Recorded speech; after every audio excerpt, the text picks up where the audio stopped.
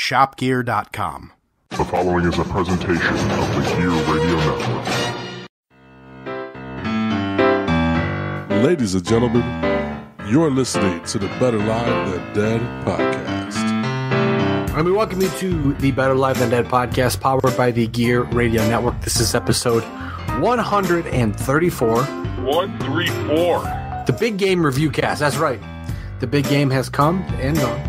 And we have a new champion of the National Football League. But first, before we get started, as a reminder, you can hear us on BetterLiveThanDead.com, iTunes, Google Play Music, iHeartRadio, Spotify, YouTube. Wherever you get a podcast, you can get this podcast. I am Ryan Wolfe at Wolfe BLTD on Twitter, joined on the IndyCar Media Hotline by my esteemed co-host, Mr. Perez, at MRLG Perez on Twitter. How you doing today, man? Man, I'm good, bro. I'm good. Thank you very much. How are you doing? Good. I think we're both kind of beat up from working today. It's time of recording. It is a Wednesday evening, so it's middle of the week. We're making that trend down towards the weekend, but right now, man, oh boy, I'm feeling it. I'm thinking about going to the gym tonight, but I might be too tired to do it. I'm not sure yet. We'll see. No rush. I hear you. Yeah, I feel bad, man. We were supposed to start at 6:15. It's now 6:40. That's my bad. I had a couple situations I had to handle at work, including a escalation that just wouldn't end. The one good thing about what I do is that I'm not on the phones, unless people are pissed off. And then I take the phone call. So this lady who I just spent 25 minutes with, literally telling her the same thing over and over again, was mad because her son, all right, so for those of y'all don't know what I do, I work for a company that provides point-of-sale systems to school districts around the country. So if you have a kid in a school and you put money in an account online for them to buy lunches, chances are that's the company I work for. That's what I do. So this lady was upset because her son buys snacks.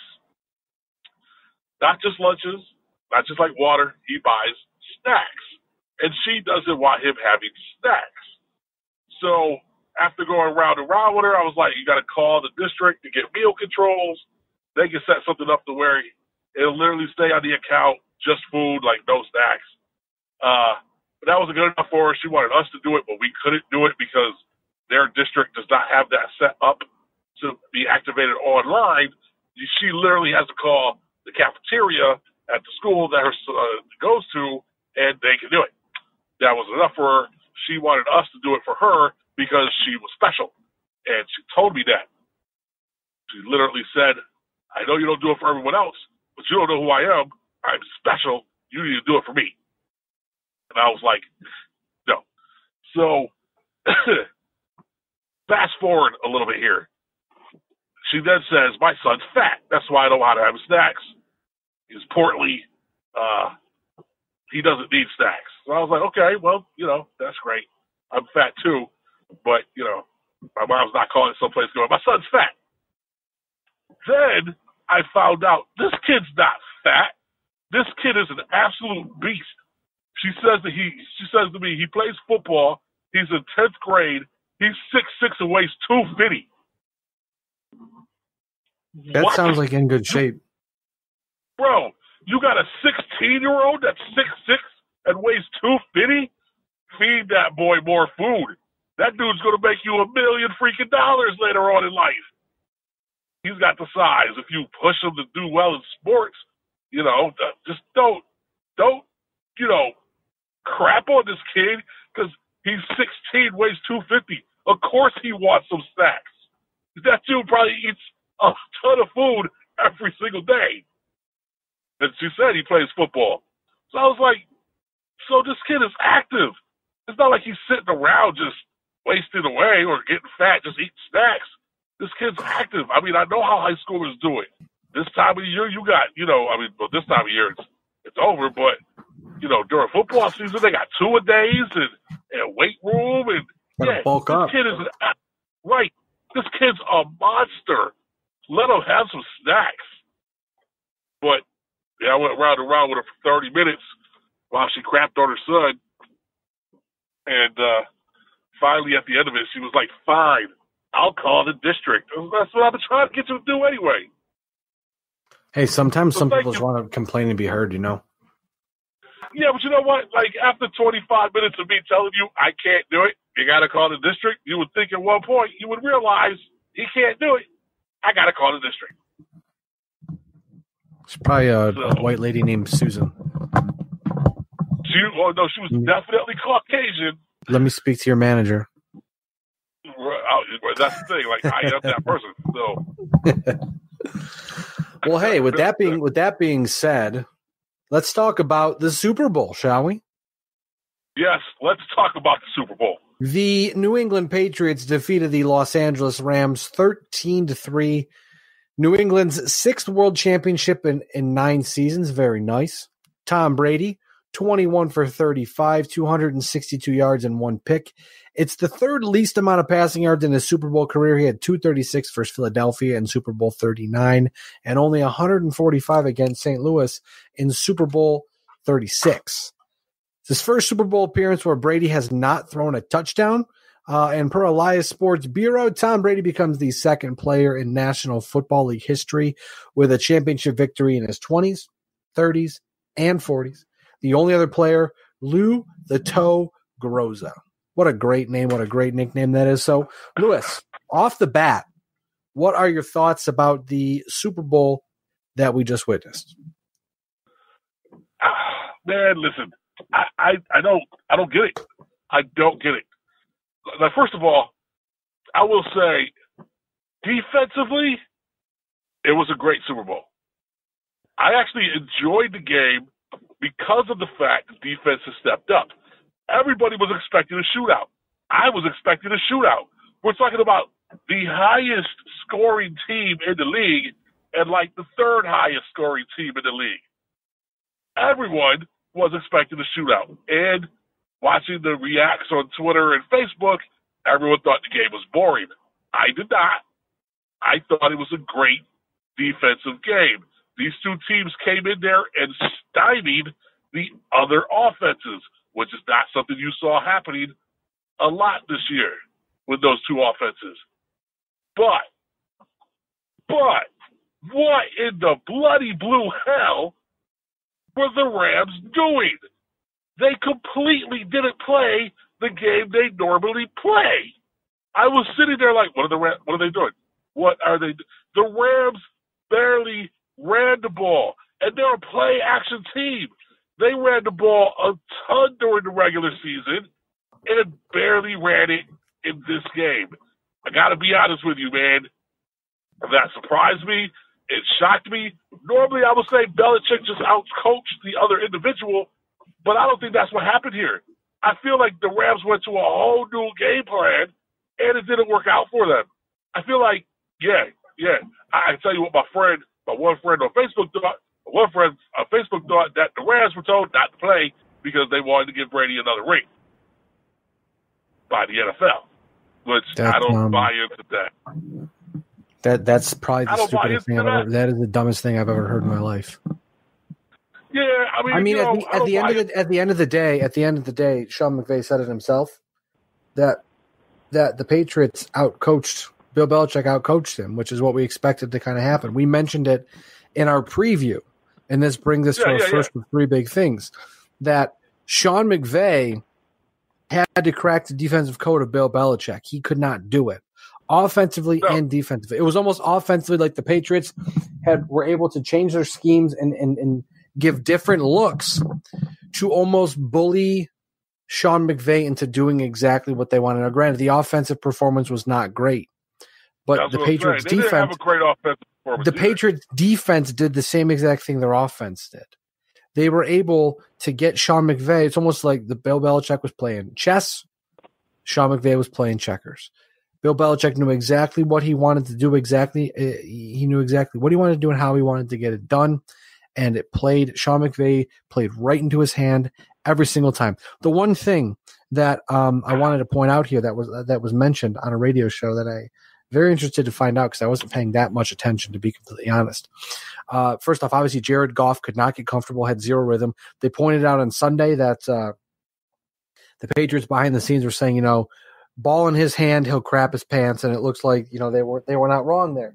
But the one of the things that I mentioned when you say that the Rams were played in the Patriots' hand, Sean McVay had the Rams offense sit and wait to break their huddle until 15 seconds up to the play clock, because New England wouldn't be allowed to communicate with their players from the sideline to the field. So if they come out after 15 seconds, they can't say, oh, hey, you know, we see it's going to be a run, it's going to be a pass, whatever. They just can't do it. But in that same aspect, the Rams were always a fast tempo, get in the huddle, break the huddle, snap the ball, get going, fast. So and that's not how they normally play. You almost are playing exactly into Bill Belichick's hand by slowing things down, waiting. I mean, you think you're, like I said, you think you're playing chess and you're really playing checkers. And the other thing, too, that was really confusing to me, not only throughout the entire playoffs, but the Super Bowl itself, Todd Gurley, he claims to be healthy, only had 10 rushes for 35 yards. Something's going on there. I'm not really sure what. Two big plays of the game, really. Rob Gronkowski's clutch 29-yard reception on the only touchdown drive of the game. Certainly could be his last game professionally. He had 6 receptions for 87 yards. If Rob Gronkowski, absolutely. If Rob Gronkowski retires, the next time we see him will be in Canton. There's no doubt about that one. But Lewis, the play of the game, hands down, bar none, by far, was the Jason McCourty out of nowhere breakup of the surefire Brandon Cooks touchdown, where Brandon Cooks broke free about the 10-yard line, threw his hand up in the air and said, hey, Jared Goff, I'm wide open. Goff, for some reason, didn't chuck it. He kind of lofted it. McCourty realized what was going on, broke from the other side of the field across to Cooks, broke up the catch in the back of the end zone. That was really the Rams' best chance of the night to score a touchdown. They couldn't do it, and obviously ended up not being able to do it.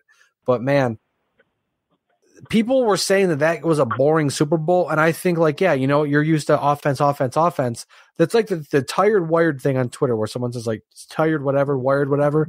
I think the fact that my cat's being a freaking asshole right now. People say, oh, the Super Bowl was boring. That's the tired reaction. The wired reaction is it was actually a lot of fun to watch because you're watching one of the best young progressive coaches against one of the greatest coaches of all time who, no matter how much you like him, how much you hate him, he is so good at making adjustments on the fly and adjusting to exactly what other teams are doing to make them have a really bad time. And that's exactly what he did in the Super Bowl. Oh, absolutely. Absolutely. You know my feelings about the Patriots. I'm not a fan. I'm not a fan at all. But, same token, you can't outcoach Belichick. Belichick is a genius. Tom Brady will pick you apart if you let him. And then that one play to Gronkowski, that was an awesome pass, put it exactly where it needed to be, and Gronk made a great catch. These two are arguably, I don't even think it's arguably, they're the greatest coach-quarterback combination to ever play the game, and the amount of rings bears that out. Now, does that hurt me to say? Absolutely. 100%. That hurts me to say. But I don't think it can be argued. And, you know, I was having a discussion on Facebook with someone the other day when I made that same point, and some dude tried to argue with me that Brady's not the GOAT because he's only a pocket passer. And if you ask me, that's what makes him even better. Brady doesn't have the wheels to burn you. He's not going to run for 15, 20 yards to burn you. He's going to sit in the pocket and pick you apart.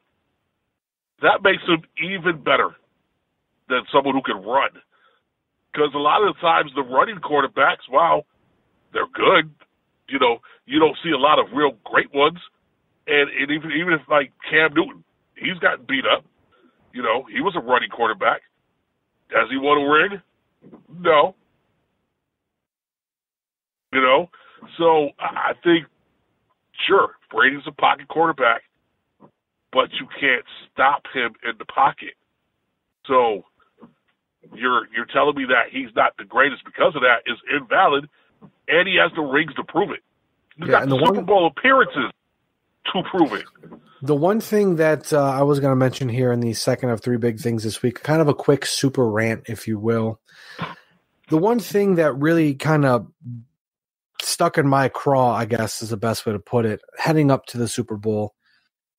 Obviously, it's understandable there's a Patriot overload with them being in the Super Bowl for 3 straight seasons in the last 4 out of 5 Super Bowls.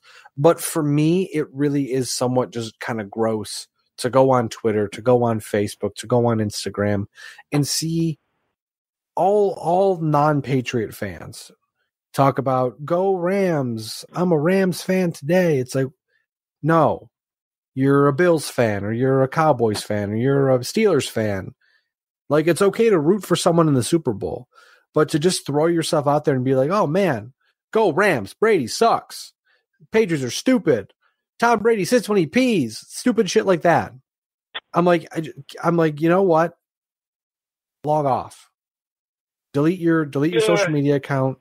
Get out of here. Because you know what? It's so stupid to me. I get it. Sports are fun. It's fun to hate on other teams. It's fun to hate other players. But to sit there and act like a complete jackass when at the end of the day, it's sports. Not real life, sports. The only people that this affects are the people involved. Are you playing in the Super Bowl? You're not. It's not affecting you. Get over it. And the one thing I like the most here, after the game, Rams offensive tackle Andrew Whitworth said, among other things, quote, at the end of the day, you're all going to die. Now, granted, that was in part of a longer message he was putting out there. But I just kind of cropped that. I kind of cropped that quote out because I liked it a lot. It's very true. Right. So like I said, I get it. It's easy to get sick of the Patriots because they've been so consistently good. They're going to go away someday, and we're all going to be better for it. But when you go on the internet and you're throwing yourself all over another team because that's how much you hate the Patriots, and then the Patriots win, you look like a fucking idiot. Or you just look like someone who doesn't like the Patriots. You know, when the Patriots won, I posted a meme that said it just like that. We're all Rams fans for a day. Yeah, I found it funny, so I posted it. I had already picked the Patriots to win in our precast, so you know, to me that's just fun. But at the same token, you know, I know people who take it like I love sports, and I take the Cowboys serious. I take the Yankees serious. I take the Penguins serious. You know, but at the same token, I don't own the freaking team. So, I think people, I'm just sick of people taking it way too seriously. Right. Like when you say stupid stuff, when you say dumb stuff about professional athletes like that, like I get so, it gets brought up a lot with Tom Brady because people think it's funny, especially in Buffalo. People think it's funny to act as if Tom Brady is a homosexual or like I said, the one that you always see. Every time the Bills play the Patriots, you see somebody with a sign that says Tom Brady sits when he pees. Wow. Let me fall out of my chair dying laughing over here because you're so goddamn funny. Like, no, it's not funny at all. I'm not 12 years old anymore. Like, grow up. Maybe it's just because I'm so jaded from being in sports media. But right. I don't find any of that funny. I like to sit around. Like when I went to work on Monday, the first thing I heard was, wow, man, what a boring game that was. Why don't you come up with something a little more creative than that? What's the first thing I said? No, man, it wasn't boring. It was actually a lot of fun because X, Y, Z. Because you get to watch one of the greatest coaches of all time put together such a complex game plan that the other team can't crack the code. That's a lot of fun to watch. Yeah, no, if you hate watching the Patriots play, don't watch the fucking Super Bowl. Problem solved. I love watching everybody on the internet because I got a lot of Facebook friends because I got a lot of friends that are Bills fans talk about how much they hate Tom Brady. Then guess what happened the day after the Super Bowl? They didn't say a goddamn thing, and that was hilarious. Oh yeah, what are you gonna say? Like I used to get so bent out of shape watching the Red Sox and Yankees and watch the Yankees beat the Red Sox all the time. And then I realized, guess what? It doesn't matter. That's it. At the end of the day, I'm going to go to bed. I'm going to wake up the next day. I still got to go to work. Still got to pay my bills. Still got to feed my cat. Doesn't matter.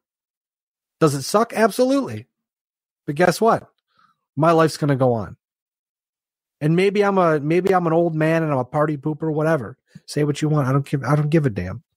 You can at me on Twitter, Wolf BLTD. I don't care. Email me. Find my email. Send me. I don't give a shit. Tell me in person I suck. I don't care. I'm being serious, man. I'm so sick and God, because you know what's going to happen too? When Tom Brady goes, who's it going to be next? It just never fails. Yeah, it's always something. It's always, and you know what? It goes back to the old adage: hate them because you ain't them. You know what? I don't care if the Patriots win. For me, for the longest time, it was self-serving. I wanted the Patriots to win all the time because me and my buddy Ken Ryan always had it. We would stay up 2, 3, 4 o'clock in the morning arguing at least once a week during football season. We would talk about who was the greatest of all time, Tom Brady or Peyton Manning. So at one point I said, I hope Tom Brady just never stops winning. Guess what? He's got 6 Super Bowl titles in 9 years. Guess what Peyton Manning doesn't have? 6 Super Bowls in 9 years.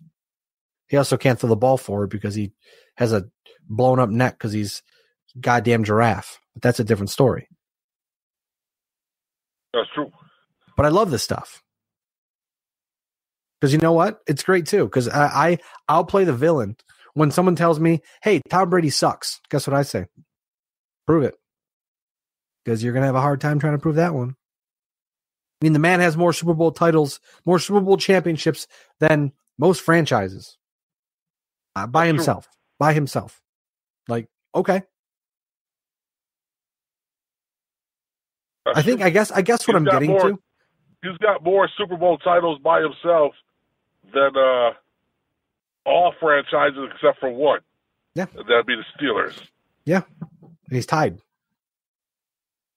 So like I said, maybe I'm just mad because I think people need to come with a different argument. Like, I don't like the Patriots because Tom Brady's smug. Fair enough. I don't like the Patriots because Bill Belichick's too good. Fair enough. Like, why don't you just go away? Fair enough. But when you're like, hey, the Patriots suck, you're wrong. That's an invalid argument. Right. Maybe I'm just getting bent out of shape again about nothing. But like I said, you sound pretty goddamn stupid when you make dumb points. I hear you. And speaking of dumb points, Lewis, I'm going to lead us right on. We're rolling down the tracks as I've just killed the forward momentum of the podcast. Doing what I do best. The third of the 3 big things here this week, Lewis. After Julian Edelman was named the MVP of Super Bowl 53, 10 receptions, 12 targets for 141 yards. The hype train went choo-choo, chugging all the way down the tracks, my friend. People are saying Julian Edelman is a Hall of Famer. Before I give you all my stats that I have collected so graciously for you listeners, Lewis, what are you thinking?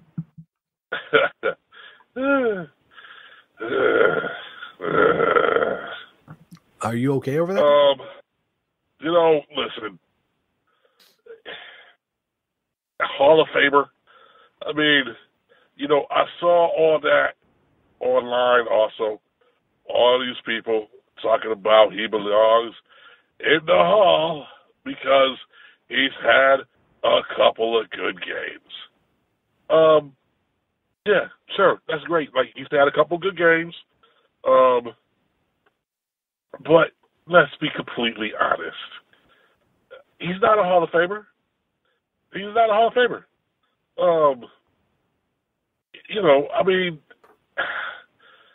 Okay, give me 2.5 seconds. I need to text my wife real quick. That's okay. Because she's asking about dinner. Hey, you got to do what you got to do, man. We can wait here. We can wait in the podcast. We're just Okay. waiting. We're waiting for Lewis to text his wife. Are you all done? So, Edelman, he's like, sure. What do you have, like 10 receptions, 140 yards in that game? Yep. But let's be honest, he's not even like, he might be the 6th best wide receiver to ever play for Patriots. I've got the list. Yeah, I've got the whole. Lewis, I told you, man. I dove deep on this one. Yeah, I mean, he's not a Hall of Famer. Here's my thing. Here's my thing, and I'll throw these out there, and then I'll let you bounce off of it.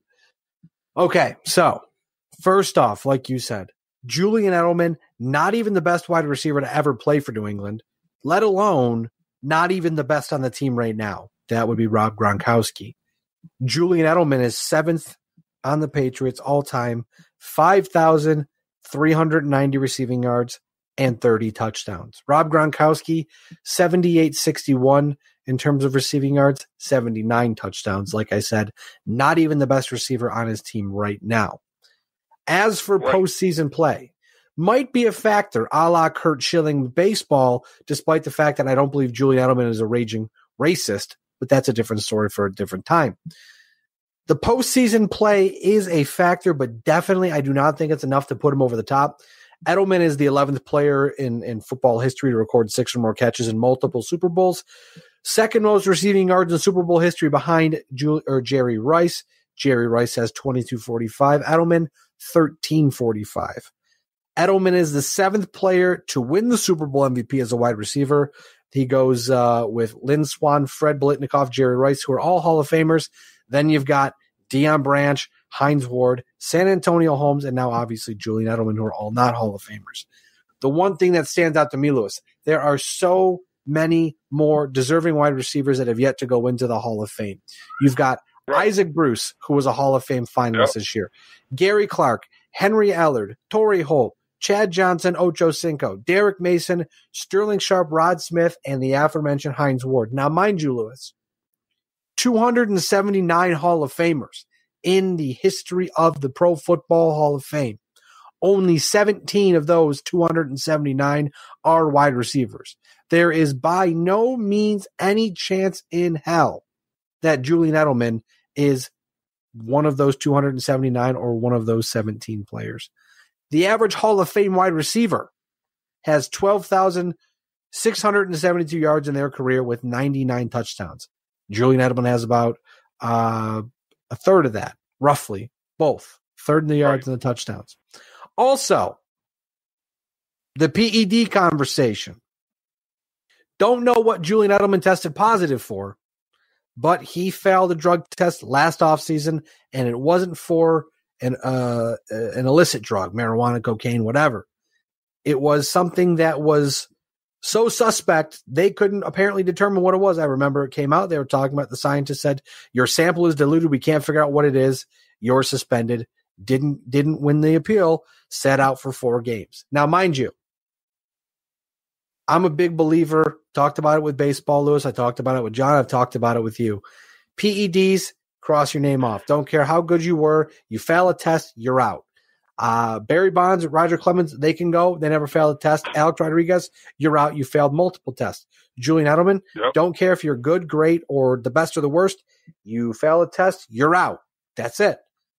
Now, the one thing I will give Patriots fans, I will give people who believe Edelman may be great, pointed out by @RotoPat on Twitter, Julian Edelman by far is quote-unquote right place, right time for the Patriots. He's a great player right now when they need him for the franchise. But since Edelman came into the NFL in 2009, he's 30th in receptions, 42nd in yards, 55th in touchdowns. By no means is he not the best on his team. He's not the best in the league. He's not the best at anything. The only thing he's the best at was the best player in the Super Bowl. So again, end of the day, I think he's a Patriots Hall of Famer. I think he's one of the better players the team has had in this era. Do not get me wrong there. But when it comes to all-time greats, The game will move on without Edelman, and he'll just be in the record books for being in the Super Bowl. And like I said, or Super Bowl MVP and likely a Patriot Hall of Famer. But that's really about it for Edelman. I agree. 100%. There's a lot there. Oh. Yeah. Now, I got a question. I got a question for you real quick before we move on, because I mentioned his name. I don't know if this is even ever going to happen, but do you think Chad Ochocinco, former Patriot, is a Hall of Famer, or do you think he's a Hall of Very Good? I think he's a Hall of Very Good. I think he's a Hall of Very Good. Yeah, I don't think he's a Hall of Famer. I mean, I see the stats. The stats look good. He had, I think his career with Cincinnati. His career just overall, he didn't do a very good job of working with the media. He was a character. He was a great player. No. I think you'll probably see a guy with about the same numbers, Hines Ward. He had about 1,000 more yards, 15 more touchdowns. Hines Ward will be in. A guy like Chad Johnson, outside looking in, maybe they got to clear the dam a little, but yeah, I think that, and I know like Eric, my brother Eric, I know he's very strong about stuff like this, but we had a discussion. He told me he agreed with me. He wants to interject at some point in time about Edelman. I think if you're a Pats fan, you think a guy like Edelman's a Hall of Famer. If you're a Bengals fan, you probably think a guy like Chad Johnson's a Hall of Famer. But end of the day, right. I mean, at the end of the day, the Pro Football Hall of Fame, is not very inclusive when it comes to wide receivers. That's just the matter. The fact of the matter is, it doesn't happen. So, does your brother think Edelman's a Hall of Famer? I think he's on that wavelength because he sees what Julian Edelman does for the team, continues to do for the team, and will likely continue to do for the team. But I mean, it's tough because right. It's not the numbers aren't there. Right. No, I like your brother. I respect your brother. I respect the argument, but I don't think that there's a whole lot going there. Yeah, but he's wrong. He's wrong. You're wrong, Eric. If you hear this, you're wrong. Well, at this point, football is over for not too long. A week. Well, the AAF is coming. We That's know right. that. I heard about that a little more today. I'm kind of excited about it because it might be really bad. It also might be really good. The NFL Scouting Combine is February 26th, so we're 20 days away from that. The NFL Draft is going to be April 25th. And then the offseason really begins from there. But the AAF is in full swing. I'm sure if you follow John at the JC Money over on Twitter, he will let you know a lot more about the AAF. Luis Perez in the AAF as well. I'm sure Luis Perez will be watching that. I will be. But hey, you know what's coming up. What's that? And I'm excited. Pitchers and Catchers report February 11th. Pitchers and Catchers do report. I believe we're about 2 weeks away from first full squad workouts. We'll talk about that soon once the preseason rolls around. Maybe me, you, and John can get together. John, if you're listening, hit me up. Let's get together. We'll do an in-person podcast, maybe at our favorite comic book location, or maybe at the Gear Network headquarters. Who knows? We'll get a couple beers. We'll hang out and we'll talk about it. I'm down with all of that. Maybe by then Bryce Harper and Manny Machado will be signed. If not, then I don't know what we'll do. We'll talk about teams without them. Exactly. But hey, I appreciate everyone listening to my mega rant. Also, real quick, Lewis, Bob Stoops, yes. Old Oklahoma head coach, is now the head coach and GM of the Dallas XFL franchise. Really? That'll be very interesting to watch. That will be interesting. I'm curious to see how different the XFL is going to be this time around. I mean, you can't go out and murder each other like you did last time, but then again, that's really kind of what they're selling. Yes. So we'll see. I went to an Orlando game when the XFL was around. That was pretty cool. You know, speaking of the XFL, the one thing that I missed, that I have always missed and always wanted to check out, let me see if it's even still around, because I know the last time I checked, it was it's kind of small. The Arena Football League. I always wanted to go see the Arena Football League. Bro, Orlando had an arena team. I remember that. I went all the time, dude. I used to love those games. Well, right now, Arena Football is only in Cleveland, Washington, Baltimore, Philly, Albany, and it's coming to Atlantic City. But the weird thing about it is they play a full season, if I'm not mistaken. Let me get back to the list of seasons. Here we go. So they play a season, and then they have, before it was 1 versus 4. So you play 12 games. Then you have 1, 4, 2, 3, and they played 2 games apiece. And it's like soccer, so it's aggregate. So like right. Albany won game 1, 57-56 overtime, but Albany lost to Washington 47-40 the second game. So Washington 2-10 moved on to the finals. Baltimore won both games. They moved on. And then Washington, a 2-10 team, won the Arena Bowl. 69, very nice, to 55. So again, it's I don't know how good it is to have a 2-10 team win the championship, but that's weird. That's very weird. Not my cup of tea, but hey, you know what? It is indeed what it is. So I used to love it, man. I used to love going to those games, man. The 50-yard battles were awesome. I remember watching, I think it was Tony Graziani for the Philadelphia Soul. Yeah. Tony Graziani. He used to play, man. He played 2005 to 2008, so we're talking 11 years ago. Was the last time he played. Holy crap, I'm getting old. Hey, with that being said, I think it's a good time to wrap the podcast because I'm going to go drink a beer. And I know you're going to go eat dinner. That sounds good. We're going to have dinner, maybe have a glass of bourbon. Hey, that's not a bad idea. We'll get together soon. We'll talk some sports. Sounds good. Again, everybody, appreciate you listening to our sports rants this evening. The Super Bowl one, the Super Rant, when I wrote it, I was real pissed off about it. When I started doing it again, I got a little fired up, but not as much as I was. Maybe I made a little less sense. Whatever. Hit me up on Twitter at Wolf BLTD Lewis, at MRLG Perez, Facebook.com/BLTD Sports, BetterLiveThanDead.com. Again, you can hear the podcast, iTunes, iHeartRadio, Spreaker, YouTube, Spotify, over on BetterLiveThanDead.com. Wherever you get a podcast, you get this podcast. We appreciate you tuning in. And Lewis, like we always tell him, we are Better Live Than Dead. You're not. We will catch you sometime very soon. Peace. The preceding presentation has been brought to you by the Gear Network.